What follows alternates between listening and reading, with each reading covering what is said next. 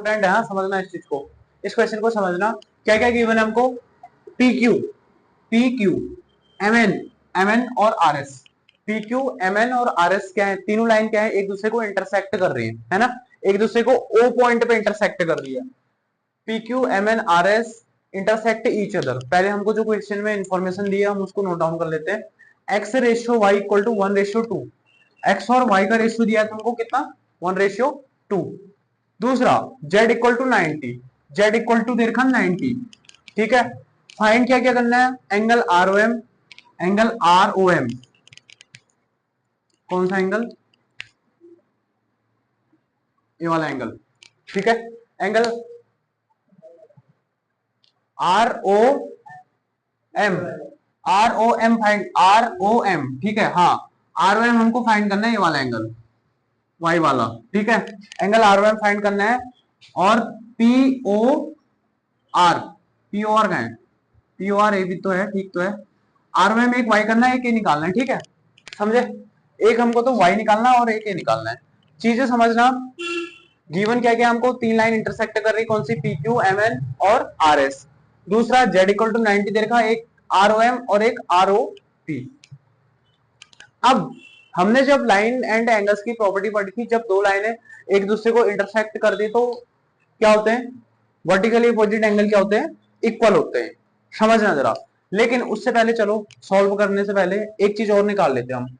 हमारे पास क्या है, X ratio Y equal to 1:2, ठीक है। जब भी रेशियो ब्रेक होते हैं तो हम क्या लेते हैं, एक वेरिएबल लेते हैं, इनके साथ वेरिएबल लेते हैं। तो मैं एक्स और वाई का रेशियो हटाऊंगा तो यहां पर लिख सकता हूं मैं, इसको तुम चाहे ले लो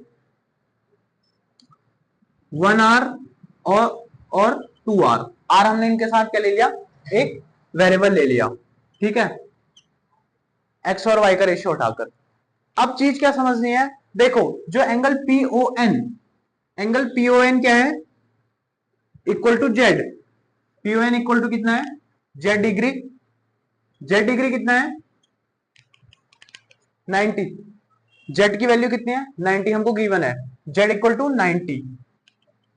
अब देखो मैंने बोला जब दो लाइनें एक दूसरे को इंटरसेक्ट करती तो तब हमारे पास क्या होता है, हमारे पास एम एन पी क्यू को इंटरसेक्ट कर रही है। जब इंटरसेक्ट करती तो उनके वर्टिकली अपोजिट एंगल क्या होते हैं, इक्वल। देखो ये वाले एंगल आपको हमेशा से मैंने बताया, ये angle vertically opposite angle equal होते हैं, है ना। ये एंगल जेड है और इधर वाला जो एंगल है ये इसके इक्वल होगा, वर्टिकली अपोजिट। तो मैं कह सकता हूं, मैं यहां पर लिखूंगा M N intersect P Q angle P O, angle M O Q equal to angle P O N. Angle M O Q equal to कितना हो जाएगा, समझ गए, M O Q equal to 90 आ गया। एक तो हमने ये एंगल निकाला, लेकिन इससे पहले हम इतनी वैल्यू निकाल लेते, पहले जो आ रही है वो निकाल लेते, वाई निकाल लेते, ठीक है। अब आपको पता है आर ओ एस, आपको सभी को दिख रहा है R O S, R O S दिख रही, बोर्ड में देखो ना, मेरी शक्ल क्यों देख रहे हो, आर ओ एस देखो, आर ओ एस क्या है, देखो R O S is a very good straight line. Straight line पे जितना एंगल बनता है वो क्या होता है ना, सभी एंगलों का सम क्या होता है स्ट्रेट लाइन पे 180। क्या लिख सकता हूं, angle R O M plus angle M O Q plus angle Q O S equal to R O M, R O M equal to कितना है वाई, एम ओ क्यू 90 ले आए, क्यू ओ एस एक्स,